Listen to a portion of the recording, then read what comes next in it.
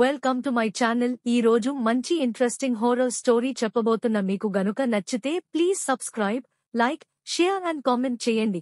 ఇక స్టోరీలోకి వెళ్ళిపోదాం. ఆ ఇంట్లో ఏం జరిగిందో చెప్పటానికి ఆ అమ్మాయి కోనేటి పార్క్ కి రమ్మన్నది కదా. ఉదయాన్నే 10కి అక్కడికి వెళ్లి ఆ అమ్మాయి కోసం వెయిట్ చేస్తుండగా ఆ అమ్మాయి వస్తుంది. ఆ అమ్మాయి భయంగా అటూ ఇటూ చూసి చెప్పండి మీకు ఏం చెప్పాలి అని అడుగుతుంది. అదేంటండి నిన్న అడిగా కదా అని చెప్తాడు కృష్ణ. హో సారీ అండి, 3 ఏళ్ల క్రితం ఆ ఇంట్లో నేను నా ఫ్రెండ్ మాధవి ఉండేవాళ్లం. మాధవి నేను కాలేజ్ ఫ్రెండ్స్, మేమిద్దరం విజయవాడలో చదువుకున్నాం. నాకు ముందు జాబ్ వచ్చింది ఇక్కడ విప్రో కంపెనీలో. ఆ తరువాత తనకు కూడా ఇక్కడే అదే కంపెనీలో జాబ్ వచ్చింది. ఆ ఇల్లు వాళ్ల బాబాయ్ వాళ్లది. వాళ్ళు అమెరికాలో ఉన్నారు. ఆ ఇల్లు ఖాళీగా ఉండడంతో వాళ్ల బాబాయ్ ఆ ఇంట్లో ఉండమని చెప్పారు. సిటీకి కొంచెం దూరమైన రూమ్ రెంట్ ఉండదు కదా అని నేను తను ఆ ఇంటికి వెళ్లిపోయాం. ఆ ఇల్లు మాకు చాలా బాగా నచ్చింది. ప్రశాంతంగా, ఏ డిస్టర్బెన్స్ లేకుండా, మంచిగా చెట్లు, చల్లని గాలి, ఇలాగా మాకు ఆ ఇల్లు చాలా నచ్చి సిటీకి దూరమైన ఇక్కడే ఉందామని డిసైడ్ అయిపోయాము. మాధవి చాలా సహజంగా ఉండేది. అంటే తను పల్లెటూరులో పెరగటంతో చాలా సింపుల్ గా ఉండేది. వాళ్ల అమ్మ నాన్న కూడా అప్పుడప్పుడు ఆ ఇంటికి వచ్చేవారు. వాళ్ల అమ్మ నాన్నకి తను ఒక్కతే కూతురు. తను అంటే వాళ్లకి చాలా ఇష్టం. తను పార్టీస్ కి పబ్స్ కి కూడా వచ్చేది కాదు. మాతో అయితే చాలా మంచి మనసు. మేము ఇద్దరం ఆ ఇంట్లో చాలా బాగా ఉండేవాళ్లం. సరదాగా కొట్టుకుంటూ తిట్టుకుంటూ. ఇక మా ఆఫీస్ ఫ్రెండ్స్ వస్తే వంట చేసుకుని తిని ఎంజాయ్ చేసేవాళ్లం. అలా కొన్ని నెలలు గడిచాయి. ఒకసారి మా ఆఫీస్ ఫ్రెండ్స్ అందరం వీకెండ్ ఒక ట్రిప్ వేసుకున్నాం. అందరం వెళ్లామని అనుకున్నాం. నేను మాధవిని వెళ్తాము అని చాలా సార్లు అడిగా, కానీ నాకు హెల్త్ బాలేదు, నువ్వు వెళ్లేసి రా అంది. నేను అప్పటికి చాలా సార్లు అడిగా, మా ఆఫీస్ ఫ్రెండ్స్ కూడా అడిగారు, కానీ తను నాకు హెల్త్ బాలేదు, అర్థం చేసుకోండి ప్లీజ్, మీరు వెళ్ళి రండి అని అనేసరికి ఇక తనను ఇబ్బంది పెట్టలేదు ఎవరు. తను ఒక్కతే ఇంట్లో వదిలేదేమో అని నేను కూడా వెళ్లను అని చెప్పా. కానీ మాధవి నా కోసం నువ్వు ఎందుకు ఎంజాయ్ చేయకుండా ఉంటావు, నువ్వు వెళ్ళు, నాకు ఏం కాదులే అని నవ్వుతూ నన్ను ఒప్పించి పంపింది. ఆ తరువాత నేను వెళ్లిన రోజు రాత్రి తనకు ఒకసారి కాల్ చేశా. తను జ్వరంగా ఉంటే హాస్పిటల్ కి వచ్చా. ఇంటికి వెళ్తుండగా బైక్ ఆగిపోయింది. బైక్ రిపేర్ షాప్ లో ఇచ్చా. అతను రేపు ఉదయం రమ్మన్నాడు. ఇక నేను సరే అని ఆటోలో వెళ్తున్నా అని చెప్పింది. నేను చెప్పా కాదా ఉంటా అని నువ్వు పంపించావు, ఇప్పుడు రాత్రి ఒకదానివే హాస్పిటల్ కి వెళ్ళావు అని కోపంగా చెప్పాయం. కాదులే, నువ్వు భయపడకు, బాగా ఎంజాయ్ చేసి రేపు వచ్చేయని నవ్వుతూ చెప్పింది. సరే జాగ్రత్త అని ఫోన్ పెట్టేశా. ఆ తరువాత నేను ఇంటికొచ్చి చూస్తే అని చెప్తూ ఏడుస్తుంది. ఆ తరువాత ఏమైంది అని కంగారుగా అడుగుతాడు కృష్ణ. ఇంటికి వచ్చి కూడాగానే బెడ్రూంలో తను చనిపోయింది, అది కూడా ఎవరో దారుణంగా రేప్ చేసి చంపేశారు అని ఏడుస్తూ చెప్తుంది. కృష్ణ ఒక్కసారిగా షాక్ అయ్యి తనని మెల్లిగా ఓదారుస్తాడు. ఈ రోజు తన పుట్టినరోజు, అందుకు అక్కడికి వచ్చి చూసా.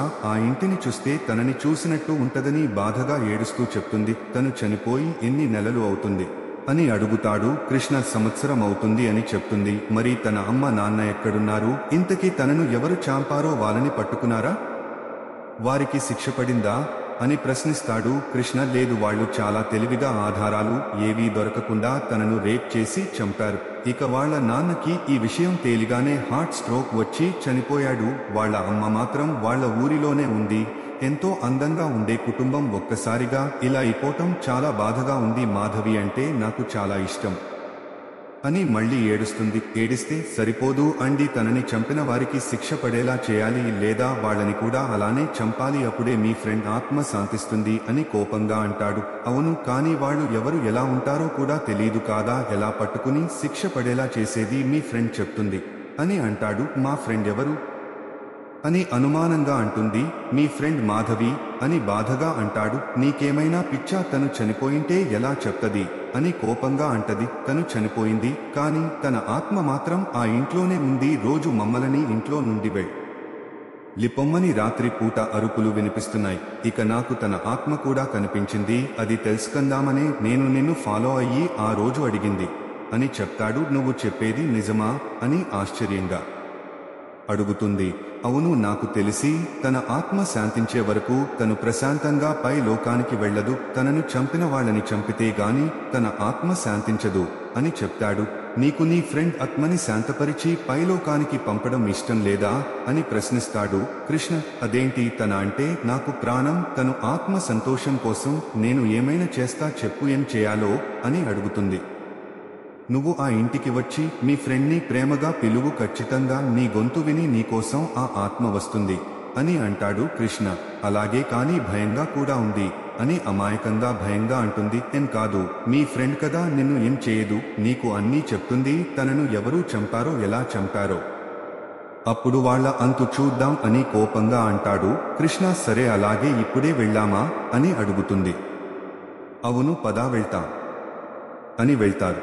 ఆ ఇంటి కాంపౌండ్ లోకి రాగానే తన జ్ఞాపకాలను పుచ్చుకుంటూ బాధగా ఏడుస్తూ గుమ్మలోకి వస్తుంది. ఆ అమ్మాయి ఇంట్లోకి వచ్చి ఏడుస్తూ ప్రేమగా మాధవి అని గట్టిగా పిలుస్తుంది.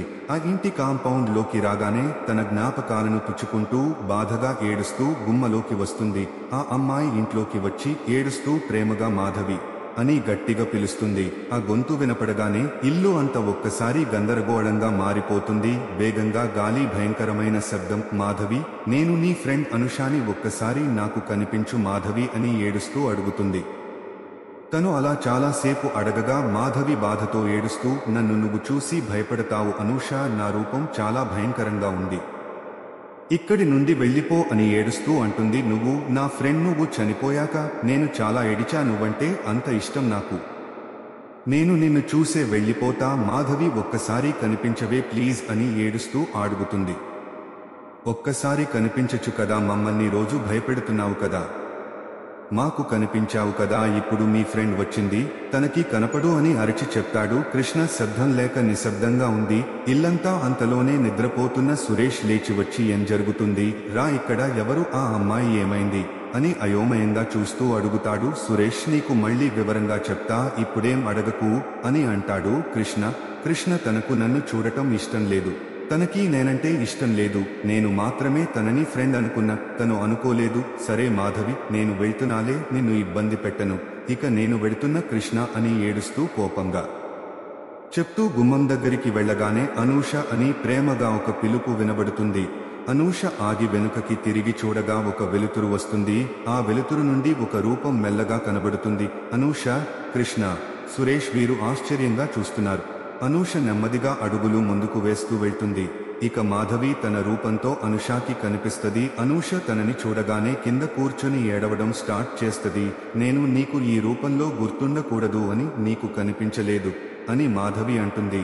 ఇద్దరూ వాళ్ల జ్ఞాపకాలను తలుచుకుని ఏడుస్తారు. ఎలా జరిగిందే, అసలు నిన్ను ఎవరు చంపారు, ఆ రోజు నేను ఇంట్లో నీకు తోడుగా ఉంటే ఇదంతా జరిగేదే కాదు అని ఏడుస్తూ అంటుంది. అనూష, నన్ను దారుణంగా చంపారే, అన్న వదలండి అని కాలు పట్టుకున్న నన్ను వదలలేదు, అందుకే నేను వాళ్ళని చంపితే కానీ నా ఆత్మ శాంతించదు అని కృష్ణ వైపు కోపంగా చూసి, నేను మిమ్మల్ని ఇంట్లో నుండి వెళ్ళిపోమన్న కదా అని కోపంగా వచ్చి కృష్ణ గొంతు పట్టుకుంటది. పక్కనున్న సురేష్ విడిపించటానికి ట్రై చేయగా ఒక్క అరుపుతో కళ్ళు తిరిగి పడిపోతాడు.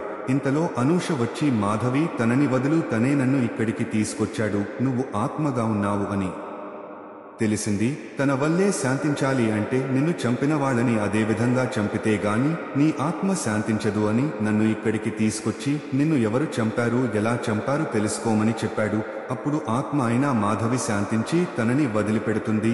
కృష్ణ బ్రతికిపోయా అని ఊపిరి పీల్చుకుని వెళ్లి కళ్ళు తిరిగి పడిపోయిన సురేష్ నీ నీళ్లు చల్లి లేపుతాడు. తను లేవగానే, రే కృష్ణ, వెళ్ళిపోదాం పదరా, ఆ దయ్యం మనల్ని చంపేస్తుంది అని భయంగా అంటాడు సురేష్.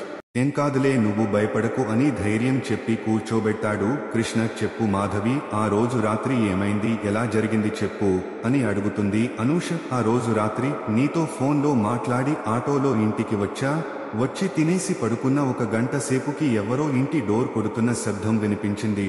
ఎవరో అయ్యి ఉంటారు అని భయం వేసింది. సరే అని తీయకుండా అలానే ఉన్నా. తలుపు గట్టిగా కొట్టడం మొదలు పెట్టారు. ఇక చాలా భయం వేసింది. కానీ నువ్వేమన్నా వచ్చావా నన్ను సర్ప్రైజ్ చేయటానికి అనుకుని మెల్లగా వెళ్లిన డోర్ తిద్దాము అనుకుంటే భయం వేస్తుంది. ఇక ధైర్యం చేసి డోర్ తెరవగానే లోపలికి నలుగురు వచ్చారు. అందులో ఇందాక నేను వచ్చిన ఆటో డ్రైవర్ కూడా ఉన్నాడు. అన్న, ఎవరు మీరు, ఏంటి ఇలా లోపలికి వచ్చారు, బయటకి వెళ్ళండి, నేను పోలీసులకి కాల్ చేస్తా అని అనగానే నన్ను కొట్టి తీసుకెళ్లి బలవంతంగా రేప్ చేసి చంపారు అని మాధవి ఏడుస్తూ చెప్తుంది. నువ్వు వాళ్ళని చూస్తే కనుకుంటావా అని అడుగుతాడు కృష్ణ. జరిగి 1 సంవత్సరం అవుతుంది, వాళ్ళు మనకు ఎలా దొరుకుతారు అని అంటుంది అనూష. ఎలాగైనా నేను వాళ్ళని చంపిగాని నేను ప్రశాంతంగా ఈ లోకాన్ని విడిచిపెట్టుకోను అని కోపంగా పళ్ళు నూరుతూ అంటుంది. మాధవి వాళ్ళని మనం పట్టుకోవాలంటే ఒకటే మార్గం అని అంటాడు కృష్ణ. ఏంటది అని ఆశ్చర్యంగా అడుగుతుంది. అనూషని శరీరంలోకి తను ప్రవేశించాలి, అప్పుడైతేనే బయటకి వెళ్లి మనం వెతకగలం, వాళ్ళు కనిపిస్తే తను గుర్తుపట్టగలదు అని అంటాడు కృష్ణ. సరే అలాగే, నేను అందుకు ఒప్పుకుంటున్నా అని చెప్తుంది అనూష. ఒక శరీరంలో ఇంకో ఆత్మ ప్రవేశిస్తే నీకు కష్టంగా ఉంటుంది, వద్దు అని అంటుంది మాధవి. ఏం కాదు, నువ్వు నా శరీరంలోకి ప్రవేశించు అని చెప్తుంది అనూష. ఇక తన శరీరంలోకి ఆత్మ ప్రవేశించగానే అనూష ఒక భయంకరమైన అరుపు అరుస్తుంది. ఇక వాళ్ళు మాధవి ఎక్కడ ఆటో ఎక్కిందో అక్కడ అతని కోసం వెతుకుతూ ఉంటారు. అలా 3 రోజులు గడిచిపోయాయి, వాళ్ళు మాత్రం కనిపించలేదు. అందరూ నిరాశగా కూర్చున్నారు. అనూష వెళ్లి కిటికీ దగ్గర నిలబడి చూస్తూ ఉంది. అప్పుడే సురేష్ ఎక్కడికో వెళ్లి ఆటోలో ఇంటికి వస్తాడు. అతనికి డబ్బులు ఇస్తుండగా నోటు కింద పడుతుంది. ఆటో బయటకి దిగి తీసుకుంటుండగా అతనిని చూస్తుంది అనూష. తనలో ఉన్న మాధవి ఆత్మ వాడిని గుర్తుపట్టి ఒకసారిగా గట్టిగా అరుస్తుంది. కృష్ణ పరిగెత్తుకుంటూ వస్తాడు. ఏమైంది అంటూ చెయ్యి చూపిస్తూ వాడిని తీసుకురారా అని గట్టిగా కోపంగా అరుస్తూ చెప్తుంది. నువ్వు ఉండు, నేను తీసుకొస్తా అని బయటకి పరిగెత్తి వెళ్తాడు. లోపల మాత్రం మాధవి వాడిని చంపటానికి ఎదురు చూస్తూ ఉంటది. కృష్ణ రాగానే వాడు వెళ్ళిపోతుంటాడు. రే ఏమైందిరా అని అడుగుతాడు సురేష్. రే వాడే అంటరా అని ఆటో వెనక పరిగెట్టాడు కృష్ణ. వెనకాలే బైక్ తీసుకుని వచ్చి కృష్ణని ఎక్కించుకుని ఆటో ని ఫాలో చేస్తారు. కొద్ది దూరం వెళ్ళాక ఆ ఆటో వాడిని పట్టుకుంటారు. ఎవరు మీరు, ఎందుకు నన్ను పట్టుకున్నారు అని అడుగుతాడు. చెప్తాం పదా అని అంటారు. ముందు చెప్పండి, ఆ తరువాత రావాలో లేదో నేను చెప్తా అని అంటాడు. వాడు ఎంతకీ మాట వినకపోవడంతో వాడిని కొట్టి తీసుకెళ్తారు.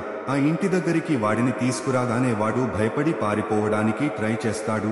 కాని కృష్ణ వాడిని లోపలికి తీసుకొస్తాడు. వాడు లోపలికి రాగానే ఒక భయంకరమైన నవ్వుతో రారా అని అంటూ ఇక పిలుపు. వాడికి ఇక చెమటలు పడతాయి. ప్లీజ్ నన్ను వదలండి, నేను వెళ్ళిపోతా అని అంటాడు. అప్పుడు నేను కూడా ఇలానే అడిగా కదరా అన్న, నన్ను వదలండి అన్నా అని. మీరు నన్ను బలవంతంగా రేప్ చేసి చంపేశారు కదరా అని ఏడుస్తూ చెప్తుంది. రే, ఆ రోజు ఉన్న ఆ ముగ్గురిని కూడా పిలువు, అప్పుడు ఎలాగా పిలిచావో అలా పిలువు, వస్తారు, లేదంటే నువ్వు ఘోరమైన చావు చేస్తావు అని అంటుంది. వాడు భయపడి అలాగే పిలుస్తాను, కాని నన్ను వదిలే అని అంటాడు.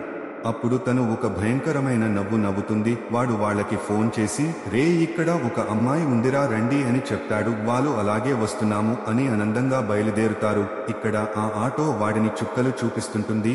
మాధవి, కృష్ణ, సురేష్ వారు మాత్రం అలా నిలబడి చూస్తుంటారు. ఇంతలో వారు మందు తాగుతూ లోపలికి వస్తారు. వాళ్ళు లోపలికి రాగానే తలుపు మూసుకుంటుంది. అక్కడ ఆ ఆటో వాడికి ఉన్న రక్తాలు చూస్తారు.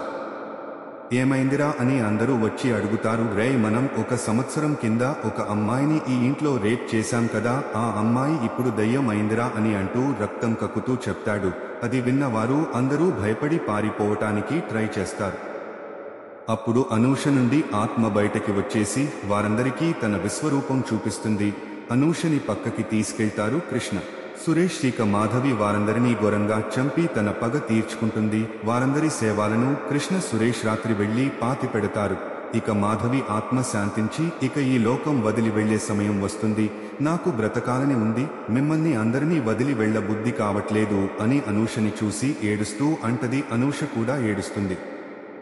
వాళ్ళిద్దరిని చూసి కృష్ణ, సురేష్ కూడా చాలా బాధపడతారు. మా అమ్మ నాన్న బాగున్నారా అని అడుగుతుంది మాధవి. అనూష, నీహా, వాళ్ళు ఇప్పుడిప్పుడే అన్ని మర్చిపోయి కాస్త కుదుట పడుతున్నారు అని అంటుంది. మా అమ్మ నాన్నని అప్పుడప్పుడు కలుస్తూ ఉండు అని చెప్తుంది. అలాగే అని అంటుంది అనూష. సరే అని కృష్ణ, సురేష్ ని చూసి చిన్నగా నవ్వి ఇక మాయమవుతుంది. మాధవి తరువాత కృష్ణ అడుగుతాడు, అనూషాని వాళ్ళ నాన్న చనిపోయాడు కదా, మరి ఎందుకు చెప్పలేదు అని. తను ఇప్పుడు ఈ లోకాన్ని విడిచి ప్రశాంతంగా వెళుతుంది, మళ్లీ వాళ్ళ నాన్న చనిపోయాడు అని చెప్తే తను ఇంకా బాధపడుతుంది. అని చెప్పలేదు అంటుంది అనూష. అవును నిజమే, ఇప్పుడు తను ఆనందంగా వెళ్ళిపోయింది అని మాట్లాడుకుంటుంటారు ముగ్గురు. ఇక కథ సమాప్తం. ఆడవారు, మీరు ఎక్కుతున్న ఆటో కూడా మీకు సురక్షితం కాదు. మీరు ఇంట్లో ఒకరే ఉంటే ఆటో వాడికి కూడా మీ ఇంటి అడ్రస్ తీలికుడడు. మీరు వీధి చివరే ఆటో దిగి ఇంటికి నడుచుకుంటూ వెళ్లడం మంచిది.